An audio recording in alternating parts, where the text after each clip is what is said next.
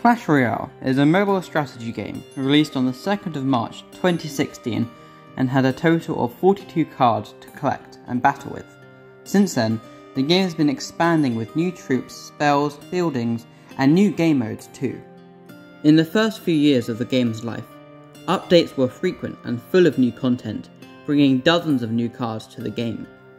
Every update was well received, and the game was constantly welcoming new players to the arena.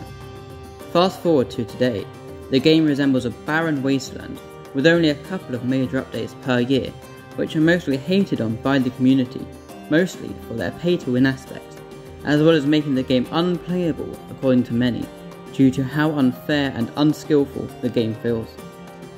So, where did it all go wrong?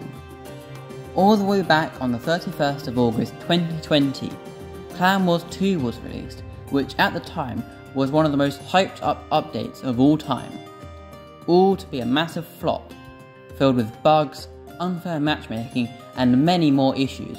So, how had Supercell messed up so badly? The first issue with the update was that it to play with 32 unique cards, which came across to the community as a way for Supercell to make more money by forcing players to spend on gems and gold to upgrade more cards to even stand a chance in Clan Wars. Another prominent issue was player burnout. Since there is no opt-out feature, players are forced to play every day or else they risk being kicked from their clan. More inactive clans would almost always miss out on rewards, since Clan Wars 2 rewards depend on finishing the river race and fast, but if a few players don't participate, there is a good chance that the whole clan will miss out on rewards. Not only this, but there was a serious design flaw with Clan Wars 2, which involved time zones. Certain clans would actually have advantages over others due to where they are from. This is because the river race starts at a specific time globally, so if players are asleep when it starts, they won't be able to compete with the players that are awake. So, when the players eventually wake up and log into Clash, they find they've already lost. Great job, Supercell. Thankfully, Supercell did get this fixed after 3 months. However, all the other problems still remain to this day. The way I see it, Clan Wars 2 needs a complete revamp. So, Clan Wars 3 anyone? The next major issue came about just over a year later, on the 27th of October 2021. Level 14. This was probably the most hated change in Clash Royale history at the time. There's really no other way to put it. This was a cash grab. The entire community despised level 14, and it's not a shock to anyone why this would be the case. Level 14 cards simply require you to spend more money to upgrade your cards, to be able to compete against people of your trophy range.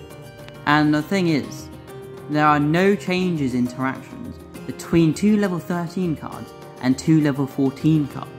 There are absolutely no positives to adding a new level to the game except for Supercell. This is probably the first time when the community started to realise that Supercell may not actually care about their fanbase. Content creators and community members alike protested against this change, but to no avail. But wait, it gets worse, because before the update even released, people were tricked into spending all their gold in the Clash Royale event, meaning that people would have no gold to spend on upgrading their cards to level 14 when the update did come out. At least Supercell apologised for this and did try to make it up to the community. Thankfully though, level 14 wasn't the only change in this update, and actually, the other half of the update was very well received. This, of course, would be referring to champions, the new highest rarity of card in the game, except they weren't like normal cards.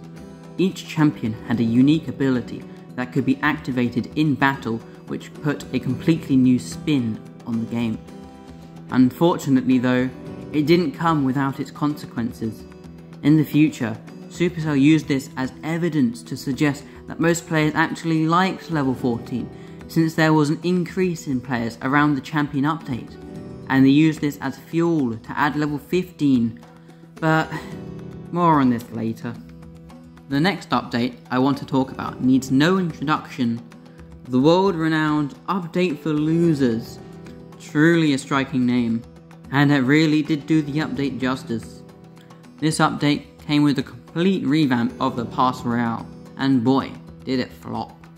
This update split the pass into 3 different tiers, in the free track, gold track, and diamond track. This idea doesn't sound too bad on the tin, but it gets bad when you take a look inside. First off, the diamond tier costs over double the price of the original Pass Royale, and you get less rewards than the old pass as well. Like, what? Surely Supercell had to know this wasn't going to sit well with the community. But then, once again, maybe Supercell don't actually care about their community? If they know people are still going to spend, why wouldn't they do it? It just means more money for them. Once again, content creators and community members spoke up about this change, but as is apparent from looking at the game today, this was a futile attempt at stopping the beast that is Supercell. Supercell also stopped players from being able to claim the Book of Books, unless you spend, in many cases, over £20 on one offer in the shop. And now we reach what is probably the most controversial update of all time. Level 15 and card evolutions. Where do we even begin? Well, firstly, Supercell adds yet another card level to the game. Great. Except, maybe it actually isn't that bad? In the TV Royale for the update, we discover that the cards will require no gold to get from level 14 to 15. So that's got to be a good thing, right? Wrong. We were lied to, gaslit by Supercell. Although you may need to use no gold to upgrade the card, you will need to use gold to actually get the stuff to get it to level 15. And what is that stuff? Elite Wild Cards. And how many of them are required for one card upgrade? 50,000. When the update came out, the average player would be able to save up this many cards in 1 month, which means it would take them around 9 years to fully max out their card collection, which is absolutely ridiculous. But who has the time for that? Certainly not people with money in their bank account. At least that's what Supercell thought, and they were probably right, which is the annoying thing about it. Now let's look at the second half of the update. This is where it gets really interesting. Conceptually, evolutions are a great idea. They create new interactions and new strategies for top players to figure out. Evolutions have the potential to be the best update in the game's history, but somehow Supercell messed it up again. So what went wrong this time? Well, the first thing that comes to mind is the pay-to-win aspect again. Surprise, surprise. Players get 1 free evolution shard every month, which means that the players get a whopping 2 free evolutions every year, and that's just not going to cut it.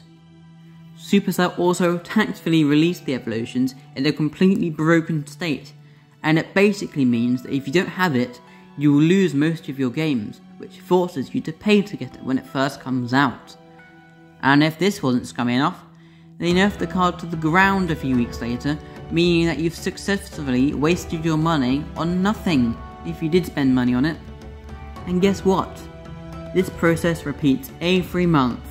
Fun for everyone.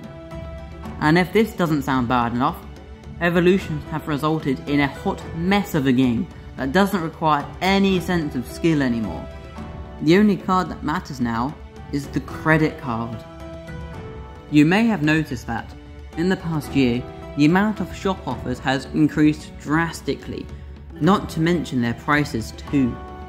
This is just another piece of fuel for the fire for why everyone has been so mad at Supercell lately. This, in combination with everything else, truly goes to show how little the company cares for its players, and despite all of the offers, Clash Royale is making less revenue than ever before, which is just hilarious to me. Maybe you'd think that they'd change their tactics after a while, but it really doesn't seem that way. They just continue to shove offers down our throat, which is blatantly just a terrible thing to do.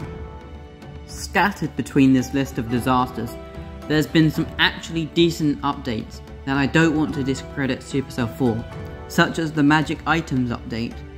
This update genuinely helped the free-to-play players, and did help better the reputation of the company, but just when you think they are starting to turn things around, things just get even worse than before.